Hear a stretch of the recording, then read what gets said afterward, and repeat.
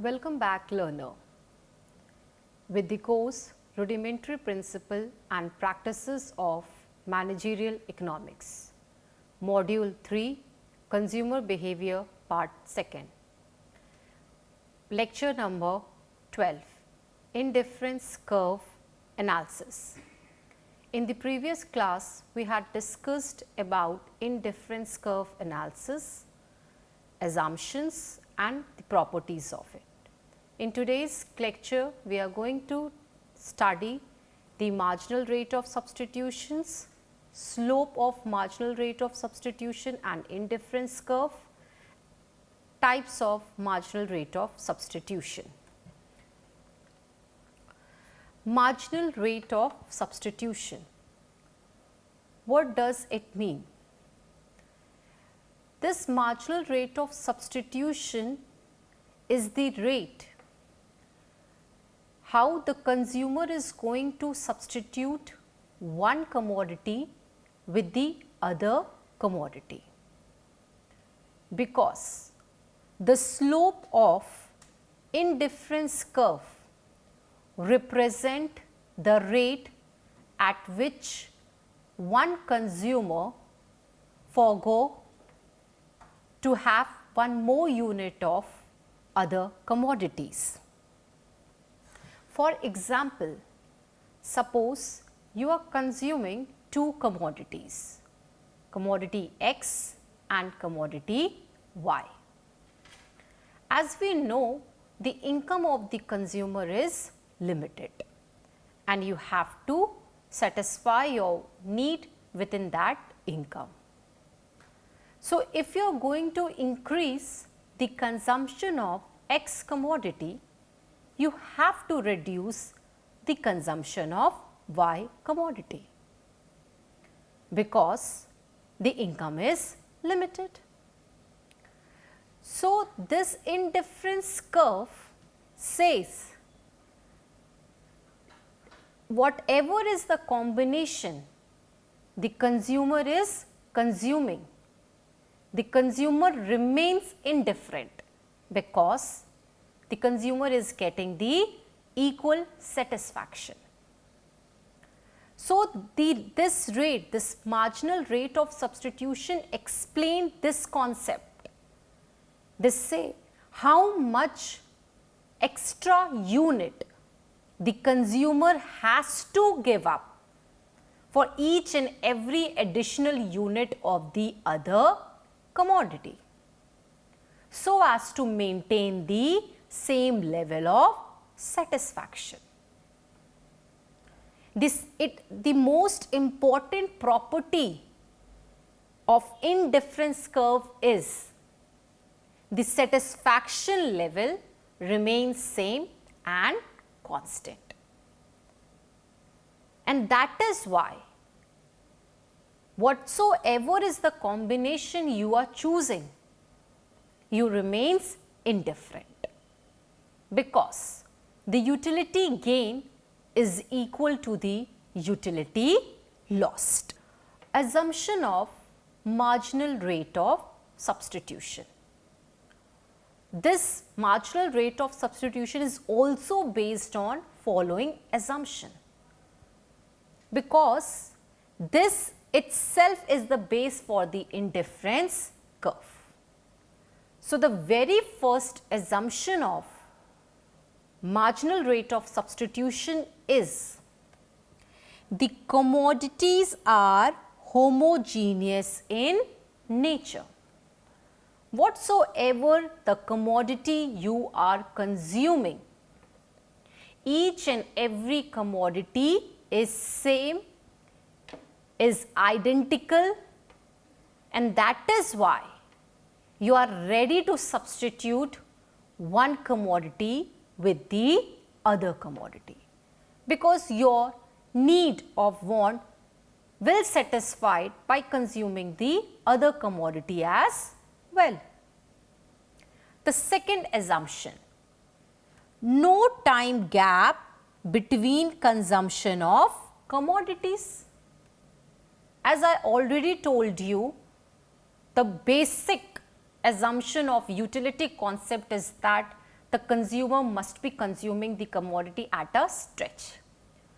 There is no time gap between the consumption of the commodity.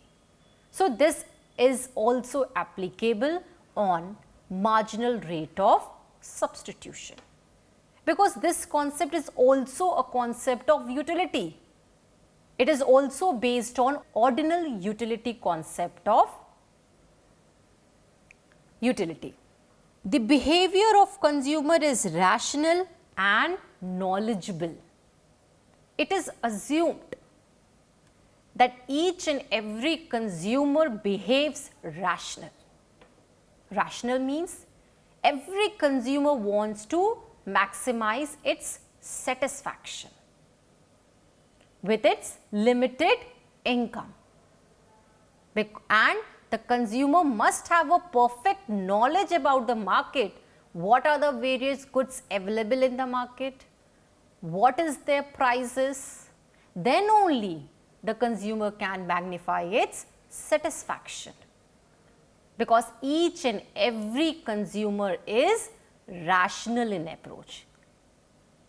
They always calculate the cost benefit analysis for each and every consumption they do. Next assumption, there is no change in taste, preference and income of the consumer. It is assumed that during the time of consumption, the taste, preference, likings, dislikings of consumer should be same, and the income should also remain constant, because within that constant income they need to sacrifice one commodity for the other commodity so as to maintain the level of satisfaction. If income wouldn't be constant, if income would be increasing, definitely the consumer is going to increase the consumption of both the commodity. But this law says you are going to consume one commodity and you have to reduce the consumption of the other commodity. Next assumption, marginal utility of money remains constant. This says the utility of money, that is the money value, remains constant. It is not going to change. That means the same value of money remains constant. So, you can buy the goods and services within that limited income and you can increase your satisfaction level. Formula to measure marginal rate of substitution. As I am saying again and again, marginal rate of substitution means you are increasing the consumption of X and you are reducing the consumption of Y, so as to maintain equal satisfaction. So, the formula for it, marginal rate of substitution of X for Y. I mean, say of X for Y means you are increasing X and you are reducing the consumption of Y for every additional unit of X is equal to change in Y upon change in X. Y is reducing and X is increasing. This change means delta Y upon delta X. So, marginal rate of substitution of X is equal to delta Y upon delta X is equal to marginal utility of X upon marginal utility of Y. There is a very thin line of close relationship between the commodity you are consuming and the utility you are deriving from that. And this marginal rate of substitution says that Marginal, the more you are going to consume, the less utility you are going to derive. And I am saying the level of satisfaction remains same whatsoever is the combination. Why this happening? What is the reason behind it that you are changing the consumption but still the satisfaction is same? Because it is based on the concept of utility. You can see that you are increasing the consumption of X. Thereby, as you are going to increase more and more consumption of X in a continuous basis, definitely the utility derived from each successive unit of X will reduce. So, marginal utility of X will fall, is equal to you are reducing the consumption of Y. Why you are reducing the consumption of Y? Because you have to increase the consumption of X. As you are reducing the consumption of any commodity, you are less willing to forgive. Why? Because you are not consuming it anymore. You are reducing it. So, when you are reducing its consumption, definitely the utility is going to increase for that commodity. So, here marginal utility for Y will increase. So, in one case the utility is reducing and in other case the utility is increasing. So, this reduction of utility and this increment of utility is going to compensate, and this is the reason that the level of satisfaction remains same. That is why we say that in indifference curve at any point the consumer remains indifferent whatsoever is the combination, because by increasing one commodity you are going to reduce the other commodity, simultaneously it is going to affect their respective utility as well. In the same manner, you can substitute Y for X. In this case, del change in X upon change in Y. So, marginal rate of substitution will be delta X upon delta Y is equal to marginal utility of Y upon marginal utility of X. So, this is the most important line which I am going to repeat. Marginal rate of substitution between the two goods is equal to the ratio between the marginal utility of two commodities. The utility lost is equal to the utility gain, because you are reducing one commodity, you are increasing other commodity. In the same manner, there is reduction in utility and there is increment in utility, and overall it is going to nullify the effect and it will remain the same equal satisfaction for the consumer. This can be explained with the help of example. As you can see, the tabular representation of marginal rate of substitution, in which there are 5 combinations A, B, C, D, E. Each combination is the combination of two commodities X and Y. This marginal rate of substitution assume two commodities need to be consumed. So, here two commodity is X and Y. Good X, you are increasing one by one. From 1 it is 2, 2 to 3, 3 to 4, 4 to 5.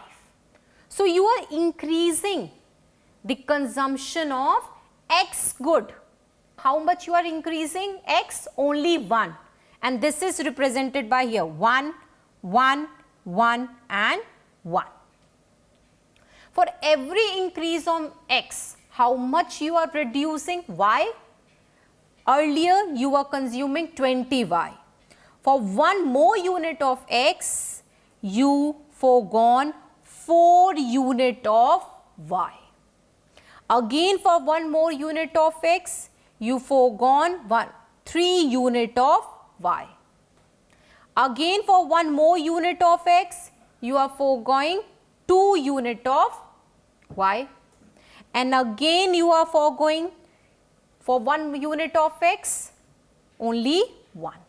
So, this combination A, B, C, D, E representing the combination of x and y. Whatsoever is the combination A, B, C, D, E, the important point to note is that the level of satisfaction remains same and constant, equal. This is the most important point. And why this equal satisfaction? Because utility lost is equal to utility gain. Here, what is the marginal rate of substitution of x for y? See, for when you are moving from A to B, the marginal rate of substitution for 1x was 1,4. Then next it was 1:3. Then next 1:2. Then next 1:1. For every 1 unit of x, you are reducing the consumption of y. Firstly, you foregone 4x, 4y, and this is x, 4y. Next time you are just giving up only 3y. Next you are just giving only 2. Next you are just giving 1. So this is what? This is reducing. Why this is? Why you are less willing to give up less quantity of y? Because here the utility is increasing. And as you are going to increase one more unit of x, here the utility is diminishing. So this diminishing and this increasing is going to give equal satisfaction. And this is known as marginal rate of substitution.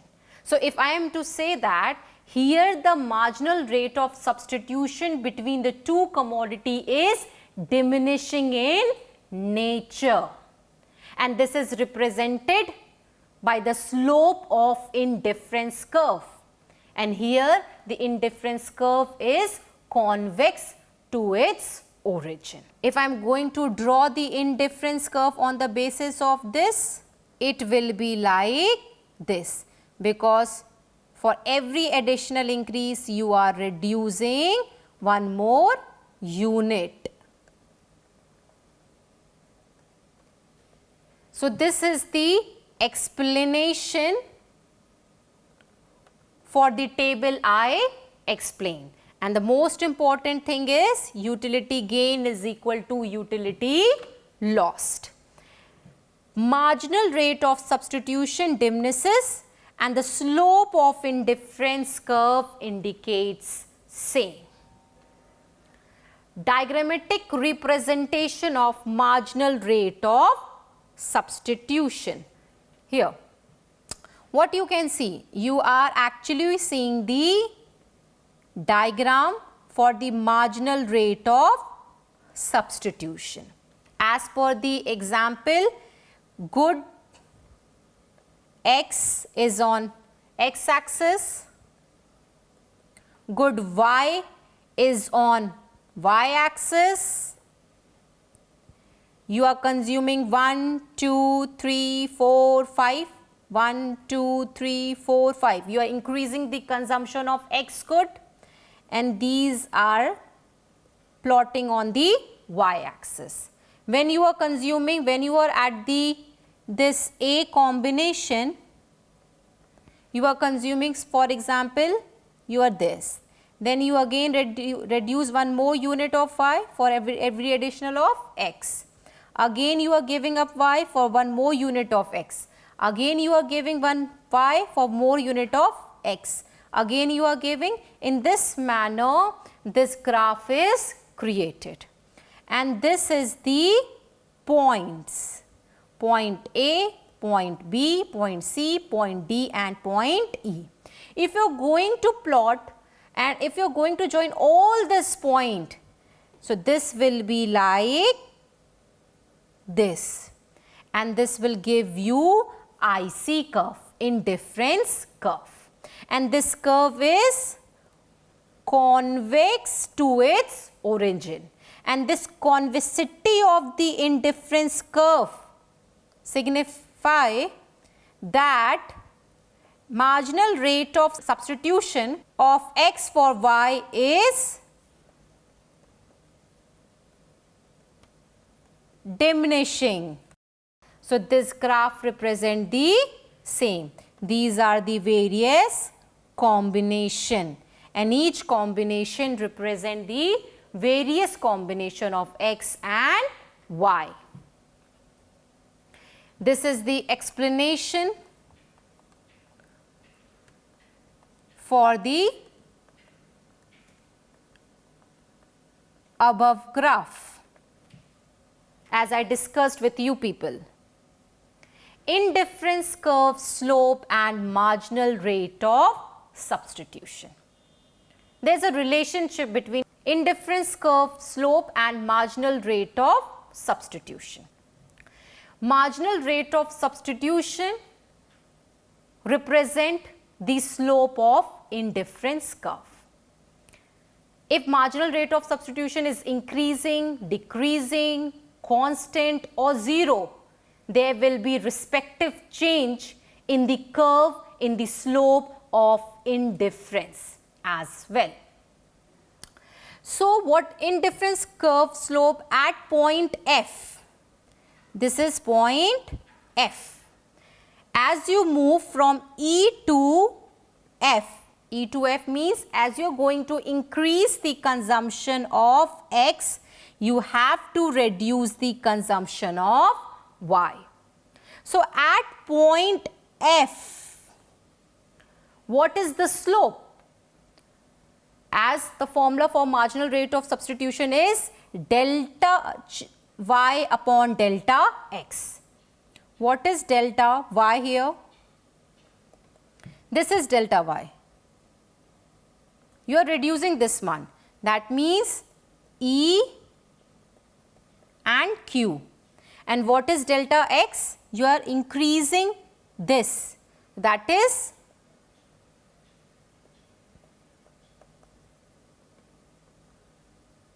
QF. So this is the slope. So this in the slope of indifference curve represent the rate of marginal substitution between the two commodity. Again, indifference curve slope at point F is equal to EQ upon QF, and marginal rate of substitution of X for Y is delta Y upon delta X, and delta X is nothing but QF and delta Y is nothing EQ. So there is a close relationship between the two. The rate at which you are substituting one commodity with the other, that is going to affect the slope of indifference curve. Now coming with a new part, types of marginal rate of substitution. There are various types of. The rate at which you are going to substitute one commodity with the other commodity, it can be increasing, decreasing, constant, zero. According to this, there will be change in the indifference curve slope as well. Starting with diminishing marginal rate of substitution. Generally, the marginal rate of substitution is diminishing in nature. That means for every increase in the consumption of X, you have to reduce the consumption of Y so as to maintain the equal satisfaction. Why you do it? Because the income of the consumer is limited. That is why you need to sacrifice. And this type of situation is real, actually exists in today's scenario. So, the slope of indifference curve is convex to the origin or slope downward from left to right. When it happened? When marginal rate of substitution is falling. Whatever I discussed till now, it was actually based on diminishing marginal rate of substitution. So, for every, this is the graph, suppose this is y axis, x axis, this is 0, here is the x goods, here is the y goods. Suppose you are consuming this much of y and this much of x. In order to increase one more unit of x, you have to reduce y. Again you have to increase x, you have to reduce. So, you are reducing for every increase in other commodity. You are going to join this point. So, what is this? You are substituting one commodity for the other commodity. So, this rate of substitution will decide the graph of indifference. And when you are going to plot all this point, this will show the indifference curve is convex from its origin, and this convex represent MRS is falling, diminishing. Next, increasing marginal rate of substitution. Here, for every increase in one commodity, you are reducing the consumption of other commodity, but at a increasing rate. That means for 1 unit of x, you are increasing, you are reducing more and more unit of y. And due to this, the slope of indifference curve is concave from its origin. That is why, due to increasing marginal rate of substitution, the slope of indifference curve is concave to the origin. But this type of situation is imaginary in nature. For example, suppose this is y, 0, x, here is good x, here is good y. That means for earlier you are consuming this much of y and this much of x. For increasing one more unit of x, you are foregoing this much of. Again for extra unit, you are increasing this. So, this is what? Earlier you reduces this much of y, now you are ready to reduce this much of y, and that is why the curve is concave in nature. When marginal rate of substitution is increasing for other commodity, the slope of indifference curve is concave in nature. As you can see that when there is the combination A, B, C, D and E. For 1x, you are consuming 19y. Then for 2x, 16y. Then 3x, 12y. 4x, 7y. 5x, 1y. That means from 19 to 16, you reduces 4 unit of y. Then from 16 to 12, you have reduced 5 unit of y. Then from 12 to 7, 6 unit of y. And then from 7 to 1, 7 unit of y. That means the substitution is at the increasing rate. Constant marginal rate of substitution. Here you are going to substitute one commodity with the other commodity at the constant rate. And the slope of indifference curve will be straight line. And this type of situation exists in case of perfect substitute goods. When the goods are perfect substitute of each other, the rate of substitution between the two commodity is constant and the slope of indifference curve represent the same. As you can see, for every this you are substituting at a constant rate. So, indifference curve will be straight line, and this is only possible for the perfect substitute goods. You can see from 20y to 16 you are reducing 4y, then again 4y, then again 4y, like this. That means for every increase in x commodity you are reducing y, but at a constant rate, that is equal to 4. Zero marginal rate of substitution. Here the rate of substitution between the two commodity is 0. It means you are not going to substitute one commodity for the other commodity.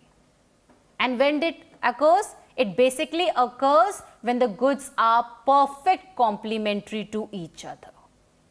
Complementary goods are goods which are jointly demanded. Car and petrol, ink and pen, they are jointly demanded. You cannot use car without petrol, and you cannot have petrol without car. That means both depends upon each other and both are jointly demanded. And that is why there is no rate of substitution. An indifference curve is based on the concept of substitution. Indifference curve says there should be substitution. When there is no substitution, there will be no indifference curve. So basically for the complementary goods, the indifference curve is just like parallel to both the axis, that is 90 degree. And this is basically for the complementary goods, that is jointly demanded. So when two goods are perfect complementary to each other, the marginal rate of substitution of x for y is 0. This is all about for today's lecture. In today's lecture, we had discussed the very important concept of indifference curve is marginal rate of substitution. Because overall, the indifference curve is based on this substitution. How you are substituting one commodity for the other commodity, that actually show the behavior of consumer.